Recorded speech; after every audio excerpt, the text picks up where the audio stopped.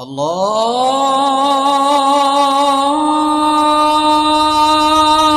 আকবার আল্লাহু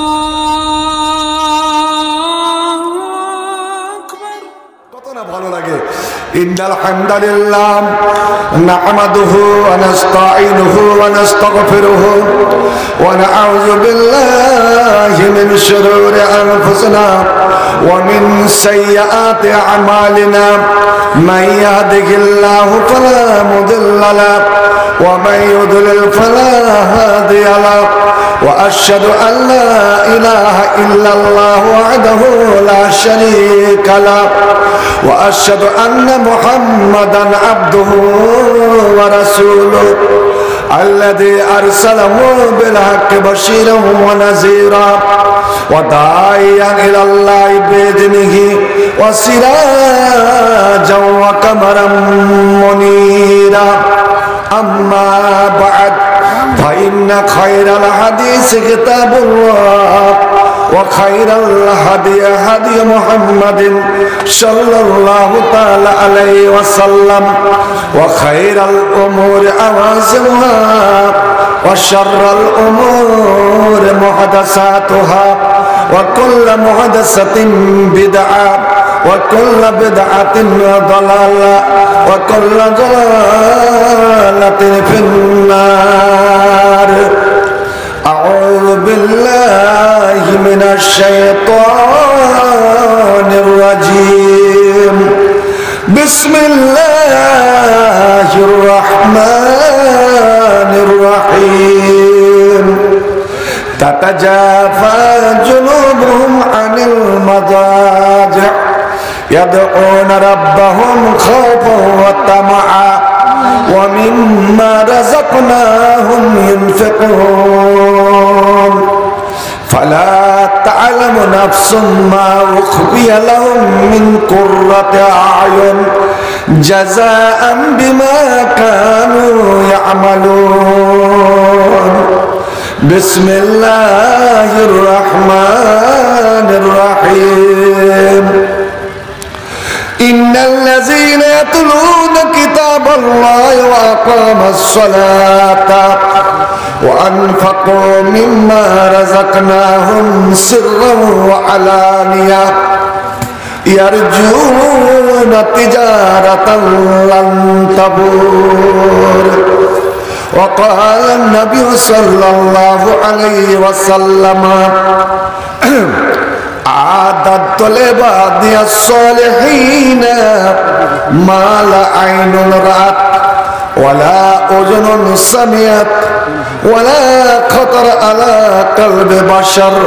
متفق عليه. رب اشرح لي صدري ويسر لي أمري واحلل عقدة من لساني يفقهوا قولي. رب زدني علما رب زدني علما رب زدني علما. আল্লাহ তোমার নামের গান গাইলে কণ্ঠে আসেন সুর, তোমার নামের আজান শুনলে রাত্রি হয় যে ভোর। আল্লাহ তোমার নামের গান গাইলে কণ্ঠে আসেন সুর, তোমার নামের আজান শুনলে রাত্রি হয় যে ভোর। তোমার নামে গাছের ডালে পাখির কলহরা,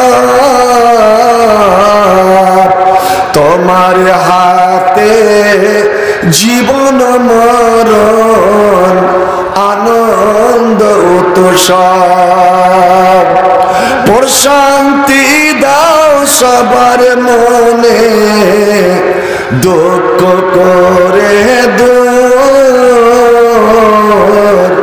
তোমার নামের গান গাইলে কণ্ঠে আসে সুর, তোমার নামের গান গাইলে কণ্ঠে আসে সুর, তোমার নামের আজান শুনলে রাত্রি যে ভোর। শ্রদ্ধেয় সভাপতি, ওলামায়ে কেরাম, মাশায়েখ এজাম, পাক মজলিসে সমাবেত সকল মুসলিম সমাজ, সবার আনাচে কানাচে বসে থাকা মা ও বোনেরা, সকলের প্রতি রইল আমার আন্তরিক সালাম, শুভেচ্ছা, অভিনন্দন ও আন্তরিক ভালোবাসা। মহান আল্লাহ রাব্বুল আলামিনের দরবারে জানাই লাখ কোটি শুকরিয়া, প্রশংসা, কৃতজ্ঞতা, যেটা একই শব্দে আমরা আদায় করে থাকি আলহামদুলিল্লাহ। আজ আপনাদের সামনে আমি সংক্ষিপ্ত বয়ান রাখব। সুন্দরের প্রতি মানুষ কিভাবে আকৃষ্ট হয়, আর দুনিয়ার সৌন্দর্যতা কতটা স্থায়ী আর কতটা অস্থায়ী। আপনি কোন সুন্দরের প্রতি আকৃষ্ট হবেন, এটা মানুষের জন্মগত বৈশিষ্ট্যতা, যে সুন্দরের দিকে, ভালো জিনিসের দিকে, রং চঙের দিকে মানুষের দৃষ্টি, মানুষের চোখ যাবেই। এই জন্য নবীর হাদিস, যে আপনি মসজিদের সামনটা, নমাজির আগাদিকটা তোমরা রং চং, ফুল টুল, এটা ওটা সাজাবে না। এই জন্য আরবের দেওয়া মসজিদগুলো সাজসজ্জা করা থাকে না, কারণ নমাজ পড়তে পড়তে অনেক সময় হতে পারে আপনার নজর চলে যাবে। নমাজি যে আল্লাহর সঙ্গে একটা সম্পর্ক গড়া, ধ্যানে মগ্ন হওয়া, ওই ধ্যানটা আপনার ভেঙে যাবে। ভাই আমার, আল্লাহ পাকের নবী মেয়েদেরকে কেন সেজে থাকতে বলেছেন, কেন মেকআপ করতে বলেছেন, কেন ওরাকে মেহেদি লাগাতে বলেছেন, বিবাহিতা মেয়েকে কেন আতর ব্যবহার করতে বলেছেন? কারণ পুরুষ যেন তার প্রতি আকৃষ্ট হয়, পুরুষের মন যেন সেই দিকে টানে, এবং পুরুষের মধ্যে যেন একটা উত্তেজনা, প্রেম, ভালোবাসার ভাব যেন তৈরি হয়। কিন্তু আজ আমাদের মেয়েরা, আমাদের নারীরা পুরুষকে সেজে কোনোদিন দেখাবে না। আপনি এনে দিলেন দামি দামি শাড়ি, আপনি দিলেন ব্লাউজ, আপনি দিলেন সায়া, আপনি দিলেন হিল, আপনি দিলেন শাল, আপনি দিলেন ব্রা, কত কি, কিন্তু আপনাকে কোনোদিন সেজে দেখিয়েছেন তো? বলুন তো, কোনোদিন নিজের বাড়িতে স্ত্রীটা এরকম সেজে থাকে? হ্যাঁ বা না বলেন? কোনোদিন না, সাজবে না পুরুষের সামনে। কিন্তু ও যখন জালসা শুনতে যাবে, বা ও যখন বাইরে কোথাও কুটুম বাড়ি যাবে, তখন দেখেন না, নিজের না থাকলেও পরের কাছে চেয়ে নিবে। সারা একদিন দেখছি 60 বছরের একটা বুড়ি, 60-এর ওপরে, 60-এর নিচে বয়স হবে না, ওপরেই হবে, মাঞ্জা টাঞ্জা শুকিয়ে গেছে, একদম 5-6 খানা গহনা পিঁধে বেড়াতে চলে এসছে। আরে সব রকমের গহনা তো পড়েছে, আর ম্যাজকল বহুর কাছ থেকে বিচ্ছা চেহালি এসছে, আর বিচ্ছার চাঁদ খানা জোর পুক্তির ওপরে রেখেছে। কান এ কাকে দেখালো? কাকে দেখাবার জন্য? কাকে আকৃষ্ট করার জন্য? বন্ধু আমার শুনুন, ভালো জিনিসের দিকে নজর যাবেই। হাজরাতে আয়েশা সিদ্দিকা, নবীর প্রিয়তমা বিবি, আমার আপনার মা, সারা বিশ্ব মুমিনের মা, উনি বলছেন যে আল্লাহর নবী বিদেশ থেকে আসবেন, খবর পেয়েছি, তাই আমি তাড়াহুড়ো করে একখানটা রং বিরঙ্গের বিভিন্ন ছাপা এখানে আমি চাদর কিনে নিলাম। ইস্তারায় তো নামরকাতাম, আর নামরকা বলে এমন চাদরকে যাতে রং বিরঙ্গের ছবি আঁকা থাকে। আমি আমার পুরুষকে খুশি করাবো বলে আমাদের ছেলেরা দিল্লি বোম্বাই থেকে আসে খেতে, তাদের বিবিরা বাড়িতে ওরকম সাজে কি? আরে ওরা বাইরে থেকে আসছে, কত কি জিনিস দেখে আসছে, তুই ওরকম সাজ, তুই ওরকম মেকআপ কর, দেখ তোর পুরুষটা তোকে অটোমেটিক ভালোবাসবে। হাজরাতে আয়েশা করেছেন কি যে নবীর তো অভ্যাস বিদেশ থেকে এসে 2 রাকাত তিনি নফল নামাজ আদায় করবেন। অতএব যেখানে যায় নামাজের আগাদিকে চাদরটা টেঙে দিয়েছেন যে নবী দেখলে খুশি হবেন, আনন্দ পাবেন। সুবহানাল্লাহ। নবী দেখেননি, নবী হাজার নাজার নন, নবী সরাসরি এসে নামাজ শুরু করে দিয়েছেন। নামাজ পড়তে পড়তে নবীর নজর, নবীর দৃষ্টি বারবার ওই চাদরের উপরে চলে যায়। আল্লাহর নবী, বন্ধুরে আমার ব্যাপার আপনার ব্যাপার নয়, সারা পৃথিবীর মানুষ সমস্ত নবী রাসূলকে যদি একদিকে রাখা হয়, আল্লাহর ফেরেশতাদেরকেও যদি একদিকে রাখা হয়, আল্লাহু আকবার, আদম থেকে নিয়ে কিয়ামত পর্যন্ত যত মানুষ জন্ম নিবে এবং নিয়েছে তাদেরকে যদি একদিকে রাখা হয়, তাদের তাকওয়া পরহেজগারিকে যদি একদিকে রাখা হয়, আর আল্লাহর ফেরেশতাদের তাকওয়া পরহেজগারিকে যদি একদিকে রাখা হয়, আর আমার আখিরি নবী মুহাম্মদ রাসূলুল্লাহ বলেন সাল্লাল্লাহু আলাইহি সাল্লাম তাকে যদি একদিকে রাখা হয় তো আমার নবীর পাল্লা ভারী হয়ে যাবে। একবার বলো না সুবহানাল্লাহ। এত বড় পরহেজগার মানুষটা, যেই লোকটা নিজে বলতেন ওয়াল্লাহি ইন্নী লা আতকাকুম বিল্লাহ ওয়া আখশাকুম বিল্লাহ ওয়া আলামুকুম বিল্লাহ, খোদার কসম আমি তোমাদের চেয়ে আল্লাহকে দেখে বেশি ভয় করি। সেই লোকটার নজর বারবার ওই ছবির দিকে। এখানে কোনো হানফি নাই তো? নাই।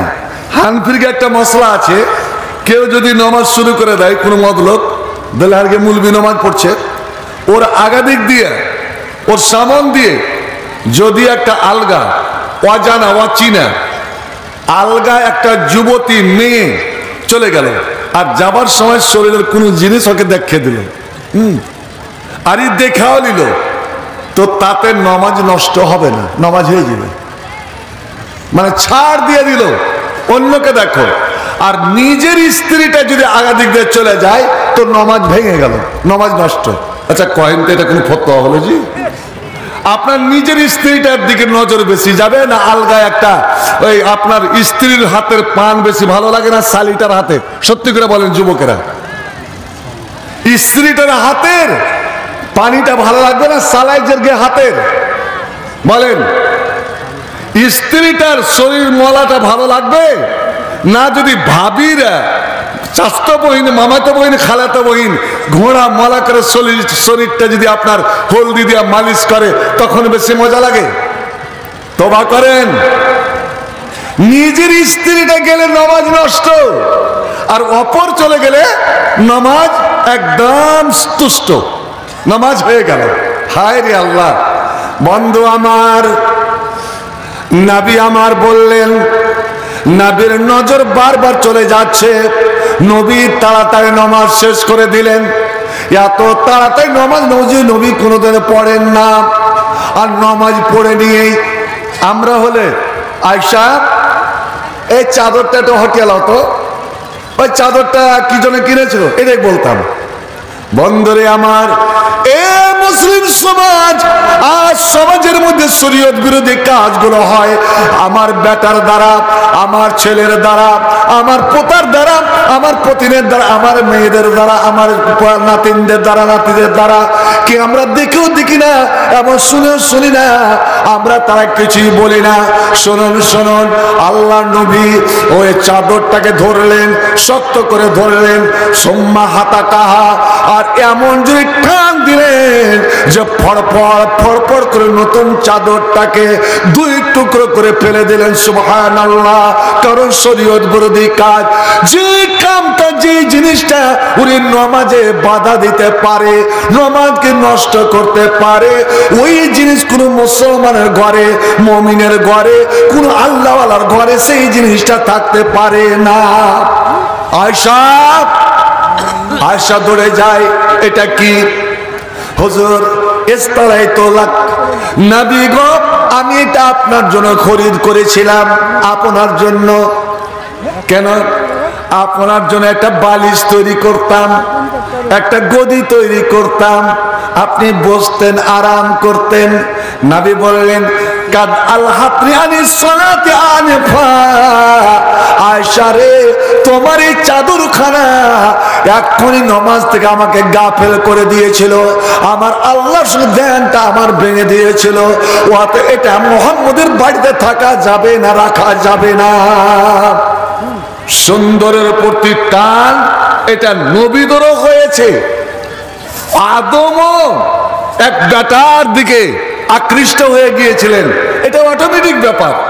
ভাই, আমাদের যুবকদেরকে বড়রা বলতে পারবেন না। এই যে একটা মেয়ে ভিখারি ভিক করতো, স্টেশনে গান গায়ে গায়ে, এখন বোম্বেতে যায় লাখপতি কোটিপতি হয়ে গেছে। বেটি ছেলেটার নাম কি? যে যে দাঁড়িয়ে হলো তো রানু মন্ডল। সুবহানাল্লাহ। ওর গলার আওয়াজের প্রতি আকৃষ্ট তো মুসলমান। আজ আপনি সুন্দর প্রতিটা আর বিবাহ করতে যাচ্ছেন, তবুও সুন্দর। আমার সুন্দর বউ চাই, ধনী বউ চাই, আমি বংশশালী বউ চাই, তার মধ্যে দিনদারি থাকুক বা না থাকুক, তার মধ্যে শিক্ষা থাকুক বা না থাকুক। কিন্তু বন্ধুরে আমার, যতই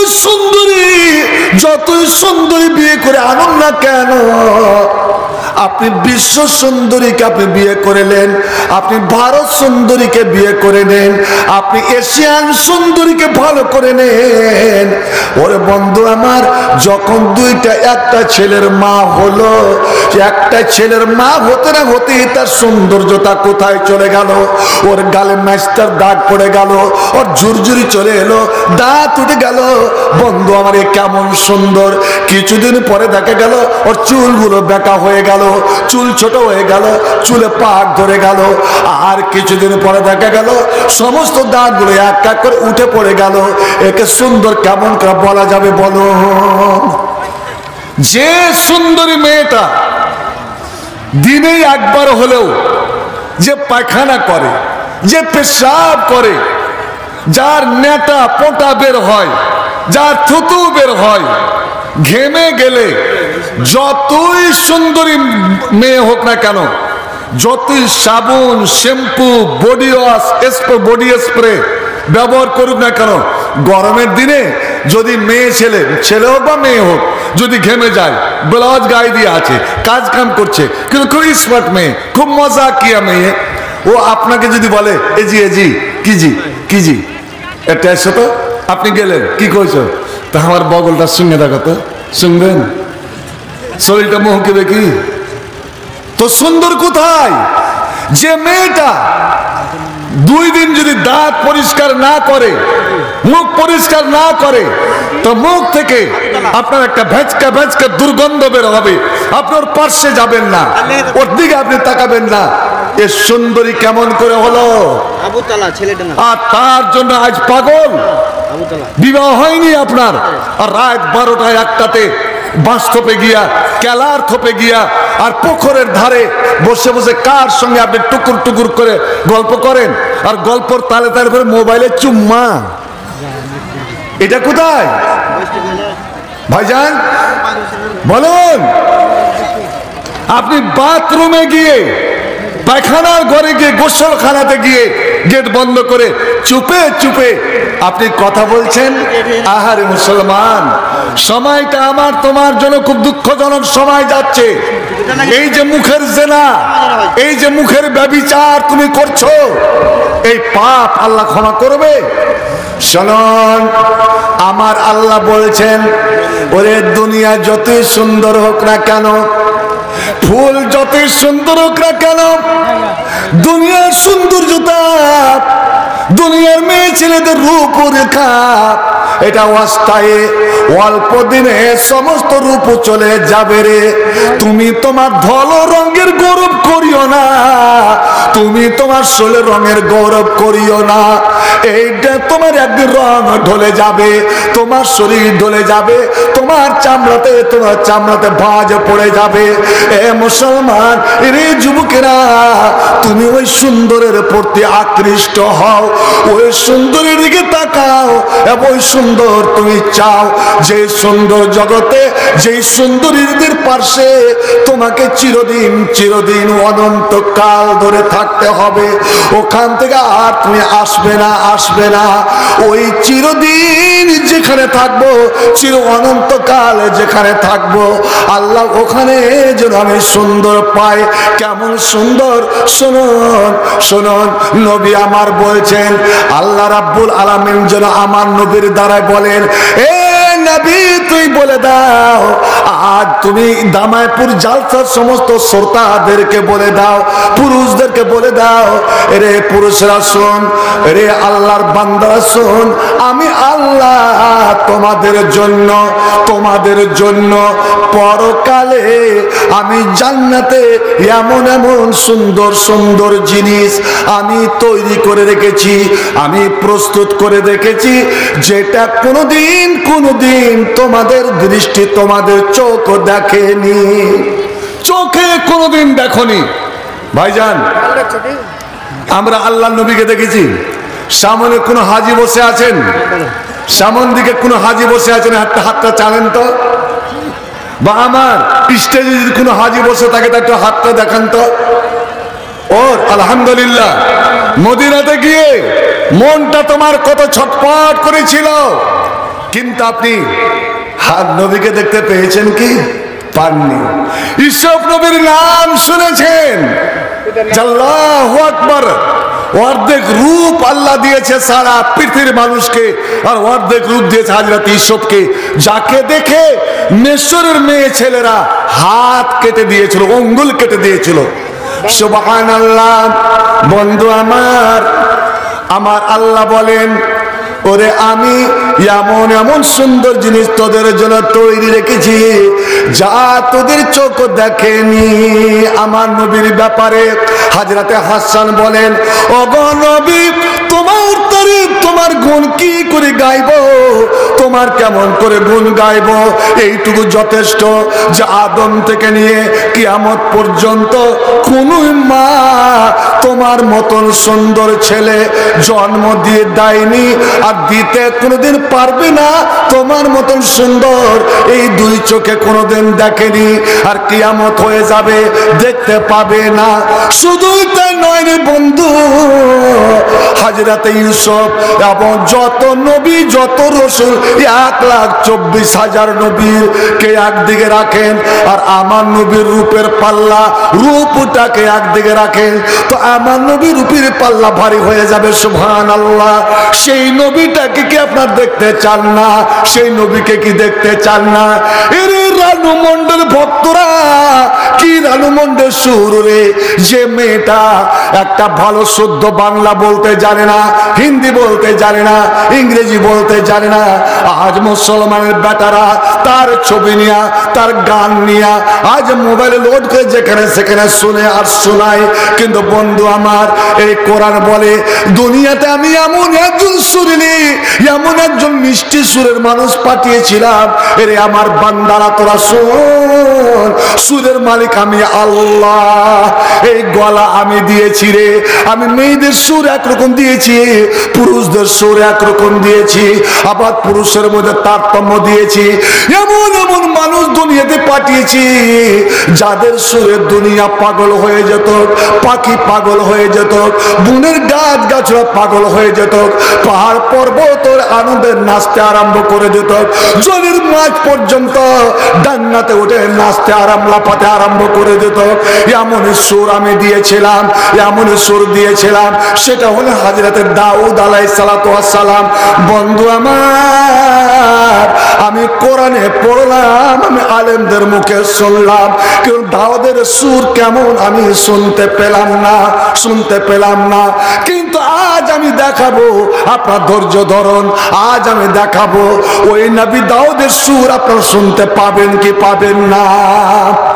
ভাইজান, এটা সবাই জানে যে দাউদ নবীর সুরে উড়া পাখি বসে যে লাফাতে লাগতো, জলের মাছ ওপরে পাহাড়ের চূড়া হিলতে লাগতো, গাছের ডাল এইভাবে সুরে সুর মিলিয়ে একটা ঝংকার উঠাতো।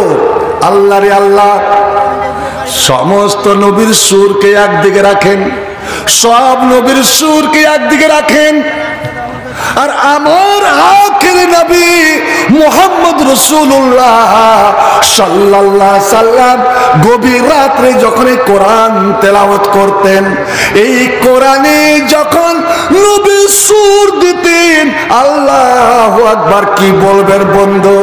দাউদ নবীর সুরে পাখি নাচত, দাউদ নবীর সুরে গাছ হিলত, দাউদ নবীর সুরে পাহাড়ের চূড়া হিলত, উনি দাউদ নবীর সুরে মাছ লাফাতে লাগতো।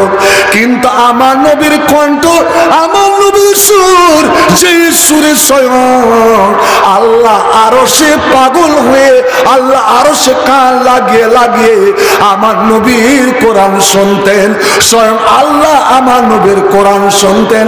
একবার যদি বলা যাবে নাকি সুবহানাল্লাহ। আল্লাহ কান লাগিয়ে লাগিয়ে শুনতেন। এই মুসলমানের বেটারা, আবু জাহেল কাউকে কোরআন শুনতে দিত না, কারণ ও জানতো যে মুহাম্মদের সুর শুনলে এরা কালেমা লা ইলাহা ইল্লাল্লাহ পড়ে মুসলমান হয়ে যাবে। এ সুরে, নাগিনবাসীর সুরে সাপ যেমন ঢিল হয়ে যায়, মুহাম্মদের সুরে এরা পাগল হয়ে যাবে বলে সবারই কানে তুলা ভরে রাখতো, খড়ি দিয়ে দিয়ে তুলা ভরে রাখতো, শুনবি না।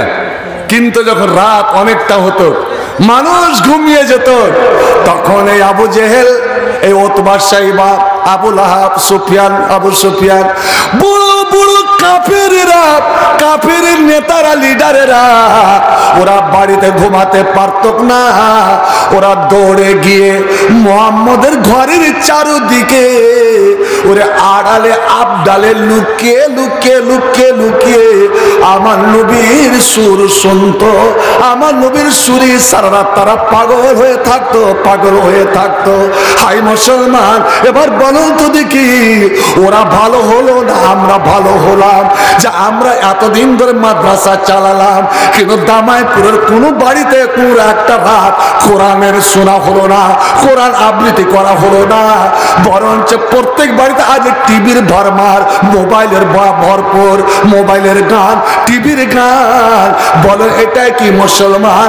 এই মুসলমানের উপরে কি আল্লাহর রহমত হবে? ভাই আমার, এবার বলুন, যেই নবীর সুরে আমার আল্লাহ নিজে কান লাগিয়ে শুনতেন, আরবের মানুষ পাগল, বড় বড় লিডারেরা পাগল, সেই নবী নিজে, এই রানু মন্ডলের নাম জাননেওয়ালারা, সেই নবী নিজে নবীর মাদ্রাসায় এমন একটা তালিব ইলম ছিল, 21 বছর বয়স, যখন সব ছেলেরা ঘুমিয়ে যেত, মদিনার সব জাগিরনিরা, গ্রামবাসী ঘুমিয়ে যেত, তখন নির্জন নিরিবিলি নিশীত রাত্রে একাই জেগে গিয়ে, ওখানে হাজী সাহেব আছে, রিয়াজুল জান্নাত, জান্নাতের বাগানের পার্শ্বে, নবীর মেম্বারের পার্শ্বে বসে কোরআনের সুর তুলতেন। আর যখন সুরের উতাল পাতাল, নবী আর বিছানায় থাকতে পারতেন না। সুবহানাল্লাহ। আল্লাহ যুগে যুগে কালে কালে এমনই কণ্ঠস্বর দিয়েছেন। নবীর তো এক সুর, উনি তো সুরের মালিক। আর নিজে নবী বিছানায় থাকতে পারতেন না, এবং তার প্রিয়তমা বিবি, ভালোবাসা বিবি আয়েশাকে বলতো, আয়েশা উঠ, আরে আর কত ঘুমাবি, উঠে রে বেহুলা, সাইমনের ঝি, তোরে পালো কাল নিদ্রা মরে খাইলো কি, আরে আজ শুনবি সুর, স্বর্গীয় সুর, জান্নাতের সুর। হযরত আয়েশা ধরপড় করে উঠতেন, বিবিকে নিয়ে যেতেন কোরআন শোনাতে স্বয়ং নবী। আর আজ আমরা বিবিকে নিয়ে যাই মেলা দেখাতে, বিবিকে নিয়ে যায় বলকে, থামলে ভাই, বলকে লাইন লাগাতে, স্ত্রীটাকে নিয়ে, বলকে লাইন লাগান না, স্ত্রীকে নিয়ে যাচ্ছি আমরা ব্যাংকে লাইন লাগাতে, আহা, স্ত্রীকে নিয়ে যাচ্ছি আমরা ICDS এর আর স্কুলে ঘাঁটি রান্না করতে। এই তো মুসলমান। আল্লাহু আকবার। ছেলে পাগলের মতন কোরআন পড়তে আছেন, আর আল্লাহ নবী খাম্বার আড়ে দাঁড়িয়ে পাগল পারা হয়ে তিনি তার সুরে পাগল হয়ে কোরআন শুনতে আছেন। আম্মা আয়েশা বলছেন, আমি তো নবী থেকে নিচে ছিলাম, আমি নিচে ছিলাম, আমি দেখতে পেতাম না, আমি করতাম কি, নবীর ঘাড় ধরে আমি লটকে যেতাম। আল্লাহু আকবার। কতক্ষণ দাঁড়িয়ে থাকবো, আমি নবীর ঘাড় ধরে লটকে যেতাম, কিন্তু নবী একবার বলতেন না, আয়েশারে আমাকে ভারী লাগছে, তুই নেমে যা। না না না, এমন ভাবে বসতাম যে মেলাও দেখা হতো, খেলাও বেচা হতো, আমার কোরআন শোনা হতো, আর নবীর সঙ্গে মোহব্বত পিয়ার করা হতো। এরে দুনিয়ার যুবকেরা শোন, স্ত্রীকে কেমন ভালোবাসতে হবে আর পুরুষকে কেমন শ্রদ্ধা দিতে হবে আমার কাছে শোন রে শোন। তোর মায়ের কাছে শুনে নে, আমি নবীর ঘাড় ধরে যখন লটকিতাম, খাদ্দি আলা খাদ্দেহি, আমি আমার গালটা নবীর গালের উপরে রেখে দিতাম, আর নবীর গাল থেকে, নবীর শরীর থেকে এমন একটা মহক, এমন একটা সেন্ট, এমন একটা আতরের সেন্ট আসতো, আমার কলেজাটা একদম বাগ বাগ হয়ে যেত। আল্লাহু আকবার।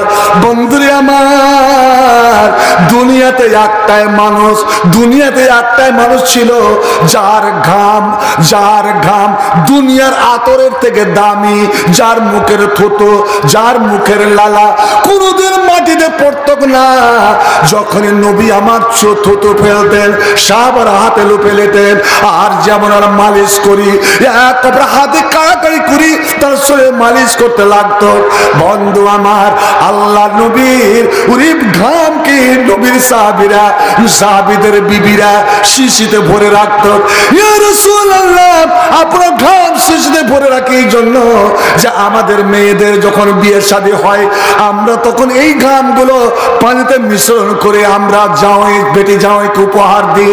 কেন গো ওগো নবী, আরবের বুকে কোনো আতর কোম্পানি এমন জন্মেনি যে আপনার ঘামের চেয়ে বেশি সুন্দর সেন্টের আতর তৈরি করতে পারে। একবার চিল্লা বলো না সুবহানাল্লাহ, আলহামদুলিল্লাহ। আমরা সেই নবীর উম্মত হতে পেরেছি। বলুন তো বন্ধু, সে নবীটাকে দেখতে মন চায় কি চায় না? সেই নবীর সুর শুনতে মন চায় কি চায় না? আর সেই নবীর হাতে এক গ্লাস পানি পান করতে ইচ্ছা করে কি করে না? কারণ শুনুন, যতই আপনি আল্লাহ বিল্লাহ করেন, যতই নামাজ পড়েন, যতই রোজা রাখেন, হজ করেন, কিয়ামতের দিন নবীর হাতে এক গ্লাস পানি যতক্ষণ না পাবেন, ওরে নবীর হাতে যারা যারা পানি পাবে না তাদের জন্য জান্নাত নাই, জান্নাত নাই, জান্নাত নাই। জান্নাত যেতে গেলে নবীর হাতে এক গ্লাস পানি অবশ্যই পেতে হবে, আর সেটা হবে হাসরে। তো বন্ধুরে আমার, দুনিয়ার আল্লাহ নবী আর আল্লাহ মুমিনদের জন্য, এই মুমিন যুবক যুবতীদের জন্য, আপনাদের জন্য জান্নাতে এমন এমন মেয়ে, এমন এমন স্ত্রী গুণকে আল্লাহ তৈরি করে রেখেছেন। নবী আমার বলছেন, এ দুনিয়ার ছেলেরা শুনবে, জান্নাতের একটা মেয়ে, জান্নাতের একটা মেয়ে যদি এই আসমানে আল্লাহ পাঠিয়ে দেয়, যা রে তুই আসমানে যা, এরে সরাইয়া তুই আসমানে যা তোরে, আর আসমানে গিয়ে একটা গেট ফাঁকা করে দে, আর গেট ফাঁকা করে দুনিয়া দিয়ে একবার তুই উকি মেরে দে, শরীরের কোন অংশের একটা ঝলক দেখিয়ে দে, তোর অঙ্গুলের ঝলক, তোর হাতের ঝলক, তোর মুখের ঝলক, তোর গালের ঝলক দেখিয়ে দে। তো নবী আমার বলছেন, শোনো, এই আলোর সূর্য, এই সূর্য পৃথিবী থেকে 13 লক্ষ গুণ বড়, তবু সূর্য দুনিয়াকে একসঙ্গে আলো দিতে পারে না। কোথায় দিন তো কোথায় রাত। কিন্তু এরা মুমিনের ছেলে, শোন, তোদের জান্নাতি বিবিরা যদি একবার দুনিয়ার দিকে তাকিয়ে যায়, তোল্লা আজাদ মা বাইনাল মাশরিকি ওয়াল মাগরিবি, যেখানে সূর্য ওঠে আর যেখানে সূর্য ডুবে, এই মধ্যেকার বিশাল পৃথিবীটা একই সঙ্গে ঝলসে উঠবে, চমকে উঠবে, একই সঙ্গে আলো হয়ে যাবে। একবার বলা যাবে নাকি সুবহানাল্লাহ? এমনই রূপসী ভাই, একটা জান্নাতি মেয়ের, একটা জান্নাতি মেয়ের যদি এক ফোঁটা ঘাম দুনিয়াতে যদি পড়ে যায়, এক ফোঁটা ঘাম যদি দুনিয়াতে পড়ে যায়, ধরেলেন আপনার বঙ্গোপসাগরে পড়ে গেল, সমুদ্রে পড়ে গেল, তো 7 সমুদ্রের পানি, 7 সমুদ্রের পানি, পৃথিবীর সমস্ত পানি আতরে পরিণত হয়ে যাবে। একবার চিল্লায় বলেন সুবহানাল্লাহ। এটা কার জন্য? আপনাদেরই জন্য। আল্লাহ রাব্বুল আলামিন কতগুলো লোক যাদের মধ্যে কয়েকটা গুণ আছে, একটা গুণ যারা রাত্রে উঠে তাহাজ্জুদ পড়ে, তাহাজ্জুদ পড়ার পরে আল্লাহর দরবারে হাত উঠিয়ে, আল্লাহর দরবারে হাত উঠিয়ে যারা দোয়া করে, যারা কান্দে, বন্ধু আমার এখান থেকে আদ্দামাইপুর মাইবি জালসা থেকে আমার যদি একটা মুসলমান প্রতিজ্ঞা করে যায় যে আল্লাহ আমি আজ তাহাজ্জুদ পড়বো আর তাহাজ্জুদ শেষে তোমার কাছে দোয়া করব, ওই সময়কার দোয়া আল্লাহ কবুল করেলেন। শোনো, আজ ভারতের মুসলমানের জন্য যে বিপদটা এসেছে, আজ আমার মসজিদ বাবরি মসজিদ কাঁদছে, মথুরার মসজিদ কাঁদছে, আজ আমার কোরআন কাঁদছে, এই মুসলমানকে হাঁকাবার প্রস্তুতি নিচ্ছে। মুসলমানদের আল্লাহর কোরআন, আল্লাহর কোরআন আপনাকে বলছেন, চিল্লা চিল্লা বলছে, এরে মুসলমান তোরা ভয় করিস না, তোরা ভয় করিস না, তোরা বুক উঁচু করে চল, মাথা উঁচু করে চল, আল্লাহর উপরে বিশ্বাস কর। শুনবে প্রত্যেক নবীর সঙ্গে ব্যবহারটা হয়েছে, নবীর সাহাবাদের সঙ্গে ব্যবহারটা হয়েছে, নবীর সাহাবারকে এইভাবে যন্ত্রণা কষ্ট দেওয়া হয়েছে, কিন্তু প্রত্যেক নবীর সামনে, নবীর সাহাবাদের সামনে, নবী ওয়াল নবী মাননেওয়ালাদের সামনে যখনই বিপদ এসেছে, যখনই মুসিবত এসেছে, তখন আল্লাহর নবীরা এইভাবে দোয়াটা করেছেন, নবীরা এই দোয়াটা করেছেন। আমি একটা দোয়া আপনাদের শিখিয়ে দিব, যেই দোয়াটা আদম থেকে আখির নবী সব নবী করে গেছেন, আর নবী মাননেওয়ালারা মুমিন মুসলমানরা করে গেছেন। এবার আল্লাহ বলছেন, আমার কাছে যখন এইভাবে তারা কেঁদে কেঁদে আমার কাছে দোয়া করত, আমি আল্লাহ আসাবাহুমুল্লাহু সাওয়াবাদ দুনিয়া ওয়া হুসনা সাওয়াবিল আখিরা, আমি আল্লাহ দুনিয়াতে তাদের ভালোই দিলাম, দুনিয়াতে তারা কেউ মেটাতে পারেনি, মারতে পারেনি। ভাই, মুসলমান যুগে যুগে, সব যুগে অল্প থেকেছে, মুসলমানকে মিটাতে পেরেছে? বলুন, মিটাতে পেরেছে? নমরুদ এত বড় শক্তি দিয়ে মুসলমানকে মিটাতে পেরেছিল? বলুন হ্যাঁ বা না বলুন। ফেরাউন, ফেরাউন এত বড় শক্তিশালী, প্রতাপশালী, জালিম বাদশাহ হয়েও বনি ইসরাইল মুসলিমদেরকে ধ্বংস করতে পেরেছিল কি? পারেনি। কেন? আল্লাহ নিজে বলছে, ফাসাবাহুমুল্লাহ সাওয়াবাদ দুনিয়া ওয়া হুসনা সাওয়াবিল আখিরা, আমি দুনিয়াতেও তাদের কৃতকার্য করলাম, আর আখিরাতে তো জান্নাত রেখেছি। আল্লাহ ইউহিব্বুল মুহসিনিন, যারা নেকি করবে আমি আল্লাহ তাদের পছন্দ করি। দেখ, কাফেরদের, অমুসলিমদের ভারত সরকারের হুমকিতে ভয় খাবেন না। ইন তুতিউ ফারিকান, তোমরা যদি ইন তুতিউল্লাযিনা কাফারু, এই এদের যদি আপনারা কথা মেনে নেন, আজ নিজের এনআরসির ভয়ে কাগজের ছুটাছুটি, তাহলে এরুদ্দুকুমালা আকাবেকুম, তোমরাকে ফিরিয়ে দিবে, তাড়াবে। শোনো, আমি আল্লাহ তোমাদের জন্য আল্লাহ ইউহিব্বুস সাবিরিন, ধৈর্য ধারণকারীদেরকে আমি পছন্দ করি। বালিল্লাহু মাওলাকুম, বালিল্লাহু মাওলাকুম, আল্লাহ তোমাদের মদদগার, আল্লাহ তোমাদের দোস্ত, আল্লাহ তোমাদের বন্ধু, আল্লাহ আমাদের বন্ধু। একবার সবাই বলেন তো, আল্লাহ আমাদের বন্ধু। এটা কোরআনের কথা, আল্লাহ আমাদের বন্ধু। আচ্ছা বলেন তো, বন্ধু বন্ধুকে অপমান করবে? বলুন, বন্ধু বন্ধুকে অপমান করবে? হ্যাঁ বা না বলেন। অপমান করবে? তাহলে আজ আমরা অপমান হচ্ছি কেন? আমরা বন্ধুত্বের মূল্য রেখেছি তো, বন্ধুত্বের ভালোবাসার সম্পর্ক রেখেছি তো? যদি রাখতাম, আল্লাহ বলছে বালিল্লাহু মাওলাকুম, আল্লাহ তোমাদের মদদগার, আল্লাহ তোমাদের সাহায্যকারী, আল্লাহ তোমাদের বন্ধু, আল্লাহ তোমাদের প্রেমিক। ওয়াহুয়া খায়রুন নাসিরিন, আর আল্লাহই হচ্ছেন আসল সাহায্যকারী, ভালো মদদগার। বন্ধু আমার, যারা হাত উঠে দোয়া, দোয়াটা কি ওটা পরে বলছি।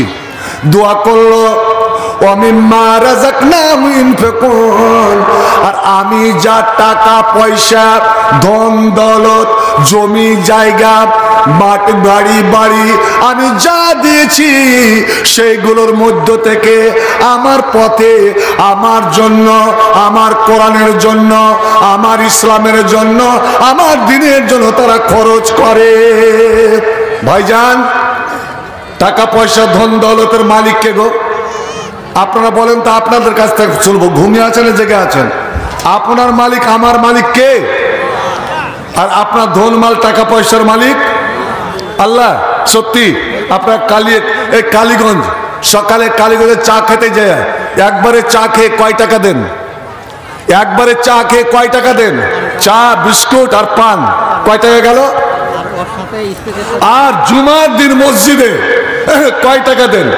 সপ্তাহে কয় টাকা ওইদিকে খরচ করেন আর এইদিকে কয় টাকা খরচ করে বলেন? তাহলে কেমন, কোন মুখে বলছেন যে আল্লাহ মালিক? বন্ধু আমার, আমি আল্লাহ যদি মালিক হতো, এটা যদি আমি অন্তর থেকে বলতাম, তবে আল্লাহর জন্য আমি জীবন দিতে দিতে করতাম না। কারণ জীবনের মালিক আল্লাহ। যেমন ইব্রাহিম আগুনে ঝাঁপ দিতে ভয় করেননি এবং ছেলেকে কোরবানি দিতে ভয় করেননি। আল্লাহ রে আল্লাহ, মা রুবাই বিনতে নাজার, রুবাই বিনতে নাজার নিজের বেটা হারেসা, আল্লাহ রে আল্লাহ, আজ কোন মা আমার, কোন বোন আমার একখানা গয়না খুলে দিতে পারলো না, একটা আংটি দিতে পারলো না, একটা পায়ের তোড়া দিতে পারলো না। কিন্তু যখন এই আয়াত অবতীর্ণ হলো, রুবাই বিনতে নাজার, ওরে বদরের যুদ্ধের সময় মাত্র 313 জন মুসলমান, 1000 কাফের আসছে তাদেরকে ধ্বংস করতে।